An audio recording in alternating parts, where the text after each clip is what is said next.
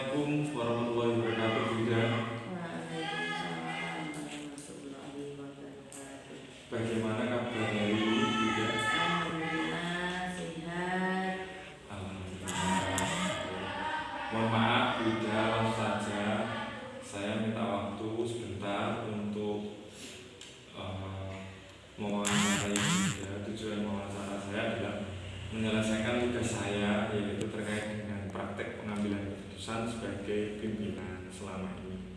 Nah, bagaimana Ibu dapat mengidentifikasi kasus yang merupakan kasus itu adalah merupakan dilema etika atau rujukan moral, Bunda. Oke. Terima kasih Pak Cahyo. Semoga nanti apa dari jawaban saya ini bisa membantu ya. Ya. Nah, yang pertama dalam setiap kegiatan untuk mengidentifikasi masalah seperti tadi disampaikan itu ada dilema etika dan rujukan moral seperti itu adalah dua masalah yang sering dialami dalam proses pengambilan keputusan. Kalau dilema etika itu situasi di mana keduanya benar namun bertentangan dalam pengambilan keputusan.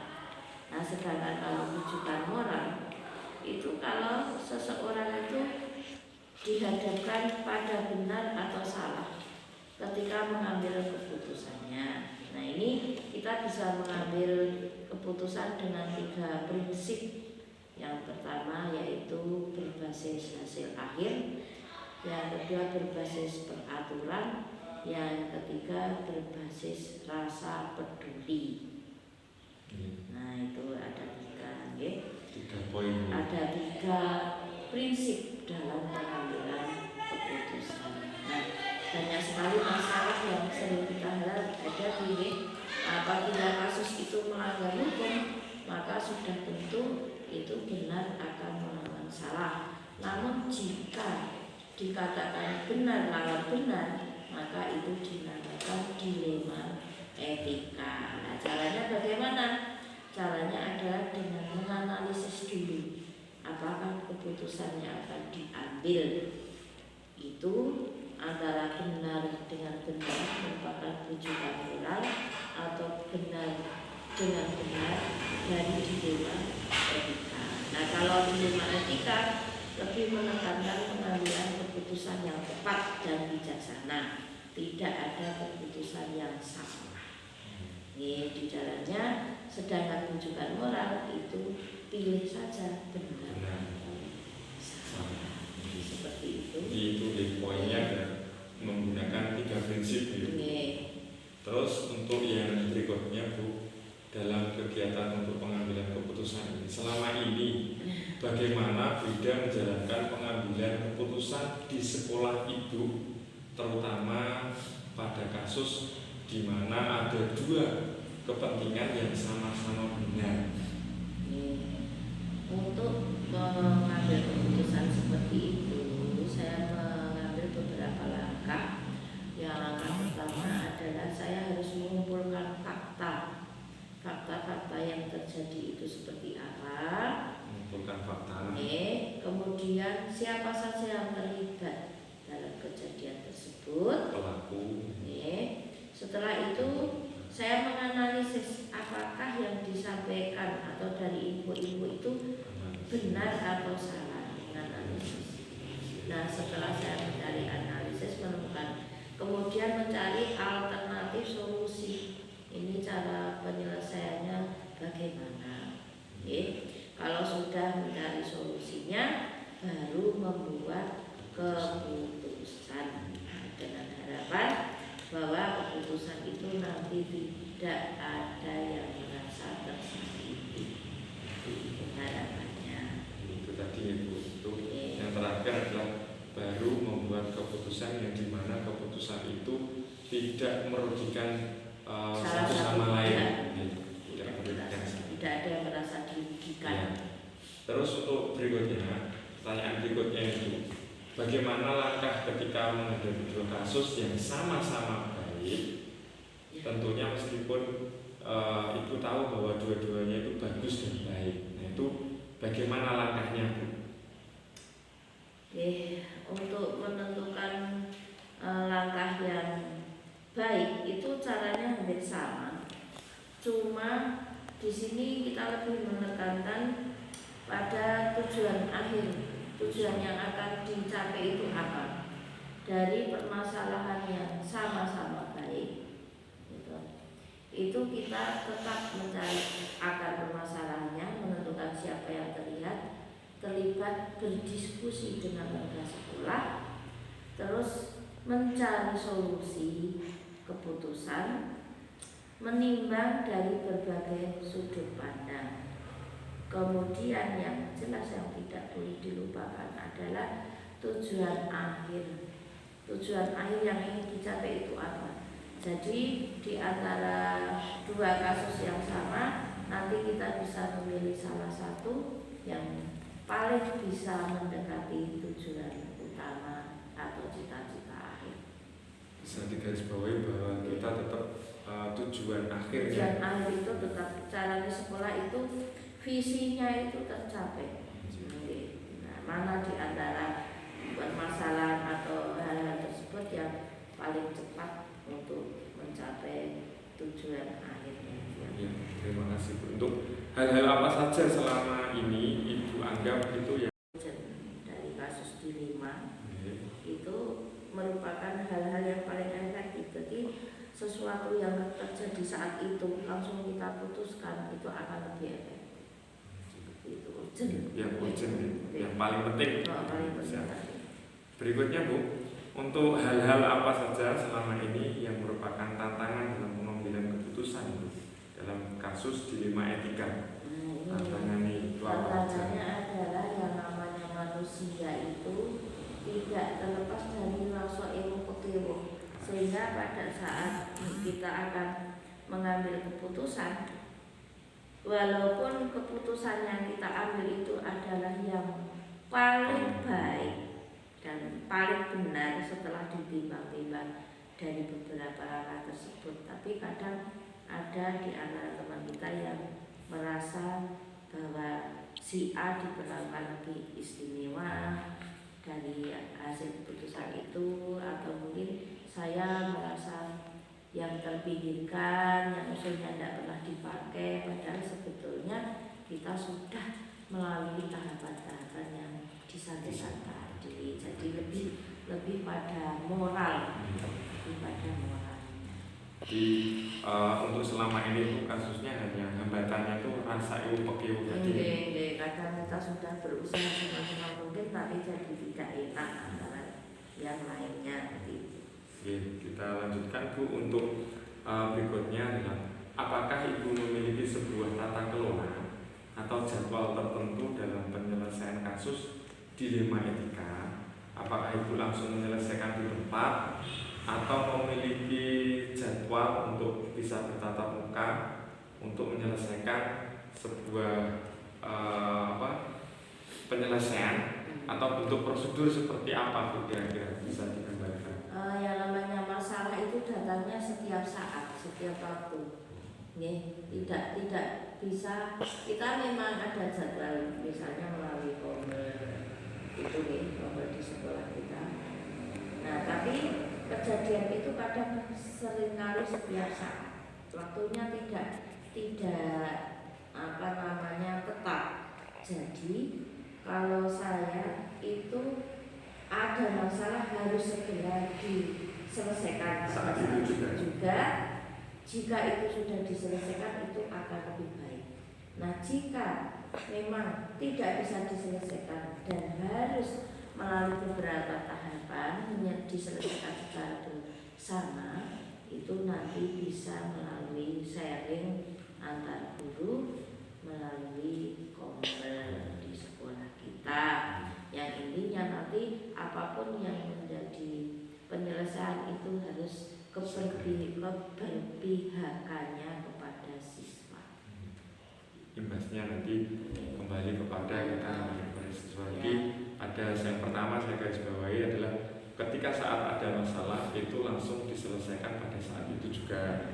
Yang kedua mungkin bisa ketika jawabannya atau penyelesaiannya itu mungkin melewat kombel ataupun dengan saat sharing-sharing dengan yang teman sejawat. Ya, terima kasih.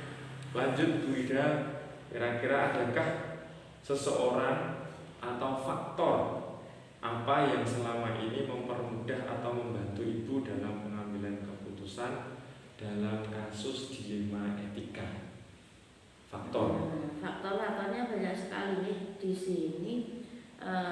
Untuk kegiatan penanganan dilema etika itu kita selalu mengajak semua warga sekolah, stakeholder, wali murid, orang-orang yang memiliki kedekatan dengan permasalahan atau pihak terkait. Misalnya kita ada program anti-bullying, itu kita menggait dari kepolisian, kita ada komite pada saat kita mengalami permasalahan, kita selalu berhubungan dengan wali murid, demikian dengan seluruh warga sekolah juga demikian. Nah, di sini terkadang dalam suatu lembaga itu ada tokoh yang diidolakan. Nah, ini tokoh diidolakan ini bisa menjadi barometer bagi pemasalah. Buat masalah. Bisa saya garis bawahi, untuk seseorang atau faktor yang selama ini mempermudah, membantu itu berarti dilihat dulu dari permasalahannya.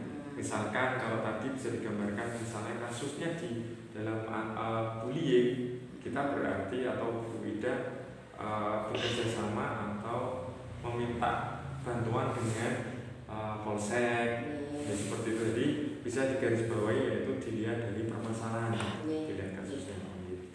Terima kasih. Untuk berikutnya Bu, pertanyaan terakhir Bu, dari semua hal yang telah disampaikan tadi, pembelajaran apa kira-kira Ibu petik dari pengalaman Ibu mengambil keputusan dilema etika?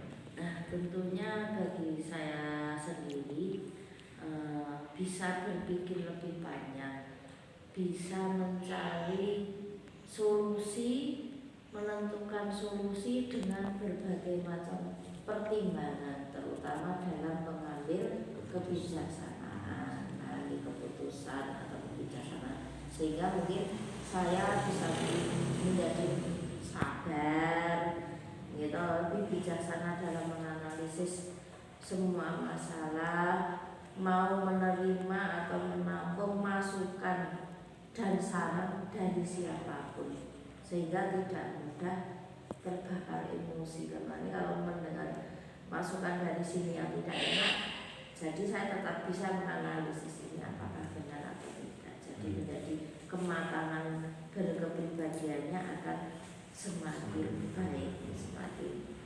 Waalaikumsalam warahmatullahi wabarakatuh. Bagaimana kabar Bu Yusni? Alhamdulillah kabar baik. Alhamdulillah. Mohon maaf Bu, kami selaku CGP Angkatan 10 di sini kami punya tugas yaitu untuk kegiatan wawancara dengan kepala sekolah. Nah, langsung saja Bu, untuk maksud tujuan kami di sini adalah untuk menyelesaikan tugas saya, yaitu terkait tentang praktek pengambilan keputusan sebagai pimpinan. Selama ini, bagaimana Ibu dapat mengidentifikasi kasus-kasus yang merupakan dilema etika atau kejutan moral? Ini tentang dilema etika dan kejutan. Kalau ada dua kasus yang itu merupakan dilema etika, saya biasanya mengidentifikasi dengan cara melihat apakah kasus itu keduanya mengandung kebajikan atau tidak. Misalnya tidak, berarti itu salah satu kasus adalah kasus yang lebih kebujukan moral. Jadi ketika dua kasus itu benar melawan benar, itu maka identifikasinya adalah dilema etika. Jadi intinya melihat kasusnya dulu. Berikutnya Bu, untuk pertanyaan berikutnya yaitu apakah Ibu memiliki sebuah tata kelola atau jadwal tertentu dalam sebuah penyelesaian kasus dilema etika? Apakah Ibu langsung menyelesaikan di tempat atau memiliki sebuah jadwal untuk menyelesaikannya, bentuk atau prosedur seperti apa? Bisa digambarkan. Oke. Kalau kasus itu kadang tidak aneh ya Pak ya, tetap sifatnya itu tidak terjadwal gitu ya. Jadi insidental kasus-kasusnya itu. Jadi kalau jadwal khusus itu tidak ada, tapi untuk penyelesaian kasusnya itu tidak langsung serta-merta langsung diputuskan saat itu juga. Kita mempertimbangkan banyak hal, melihat seperti apa kasusnya, fakta-faktanya seperti apa, kemudian tetap melibatkan guru-guru juga, komite wali murid dan sebagainya. Jadi tidak saya putuskan sendiri ya, apalagi itu kasus-kasus yang memang dilema etika yang mungkin melibatkan banyak pihak. Jadi tidak langsung saya putuskan saat itu juga. Jadi intinya itu langsung ya, tidak membuat jadwal. Intinya pure begitu langsung alami ketika saat ada masalah. Nah, di situ ada kasus, langsung di situ penyelesaian. Iya betul. Terima kasih Bu. Mungkin ada pertanyaan?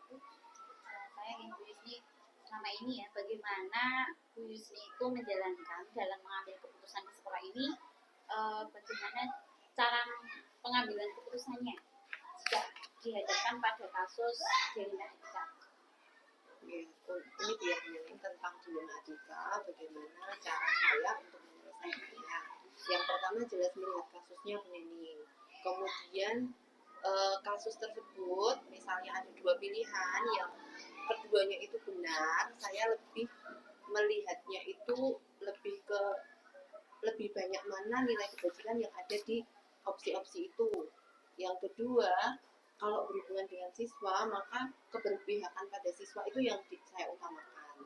Jadi tetap yang pertama itu melihat kebaikannya itu lebih banyak yang mana, atau nanti ketika saya memilih opsi salah satu itu, kalau itu melanggar banyak kebajikan, nah itu akan saya kesampingkan. Jadi saya akan mengambil opsi yang yang banyak kebaikannya, kebajikannya, dan itu berpihak pada siswa. Ini Jadi lebih mementingkan siswa begitu dan betul. nilai kebajikan mana yang terbanyak. Terus langkah-langkah prosedurnya seperti apa Bu? Kalau langkah-langkah prosedur sebetulnya ini ya, yang pertama itu tetap melihat apakah kasus itu memang dilema etika. Kemudian yang kedua mencari fakta-fakta yang ada. Misalnya langsung berwawancara dengan anak yang terlibat atau guru yang terlibat dan beberapa pihak yang terlibat juga. Berikutnya nanti baru mengadakan suatu rapat kecil dengan pihak-pihak yang terlibat itu untuk memutuskan. Jadi tidak serta-merta saya putuskan secara langsung. Mempertimbangkan yang tadi saya sampaikan, yaitu kebajikan yang ada, kebajikan yang pada salah satu opsi, kemudian juga keberpihakan pada siswa. Jadi tidak ada prosedurnya Bu ya. Jadi paradigma yang sudah ada dari permasalahannya, sudah ketemu paradigmanya, prinsipnya bagaimana, dan menggunakan apakah 9 langkah itu juga dilaksanakan Bu Yusni untuk menyelesaikan dilema etika di sekolah ini? Ya, insya Allah saya tetap menerapkan hal itu meskipun belum sempurna seperti apa yang diharapkan, tapi saya berusaha untuk 9 langkah itu membantu saya sekali untuk membuat keputusan dan menguji keputusan itu apakah sudah tepat atau belum berdasarkan kebajikan universal. Terus ini dalam pengambilan keputusan itu tentunya kan banyak sekali ya, kadang-kadang ada hambatan-hambatan tantangan yang dihadapi oleh pemimpin pembelajaran itu. Kalau Ibu sendiri apakah ada tantangan-tantangan dalam pengambilan keputusan itu? Tantangan pasti ada, setiap keputusan itu pasti ada pro dan kontra gitu ya. Jadi setiap kali saya memilih opsi, misalnya memilih opsi A seperti itu, pasti ada saja yang kontra. Nah seperti itu. Jadi tapi tetap yang saya tekankan adalah berpihak pada siswa. Jadi misalnya ada pro kontra. Ini ya, yang pertama itu tetap melihat apakah kasus itu memang dilema etika gitu. Kemudian yang kedua mencari fakta-fakta yang ada, misalnya langsung berwawancara dengan anak yang terlibat atau guru yang terlibat dan beberapa pihak yang terlibat juga. Berikutnya nanti baru mengadakan suatu rapat kecil dengan pihak-pihak yang terlibat itu untuk memutuskan. Jadi tidak serta-merta saya putuskan secara langsung.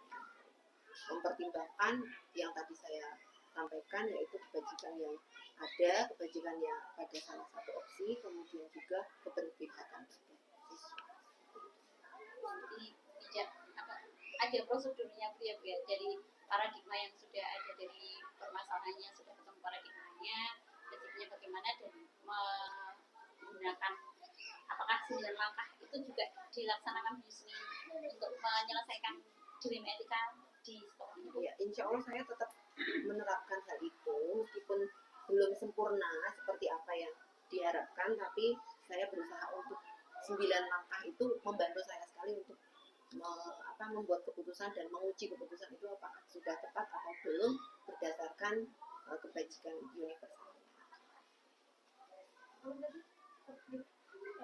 Terus ini dalam pengambilan keputusan itu tentunya kan banyak sekali ya, kadang-kadang ada hambatan-hambatan tantangan yang dihadapi oleh pemimpin pembelajaran itu.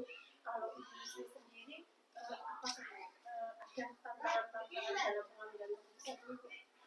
Tantangan pasti ada, setiap keputusan itu pasti ada pro dan kontra gitu ya. Jadi setiap kali saya memilih opsi, misalnya memilih opsi A seperti itu, pasti ada saja yang kontra. Nah seperti itu. Jadi tapi tetap yang saya tekankan adalah berpihak pada siswa.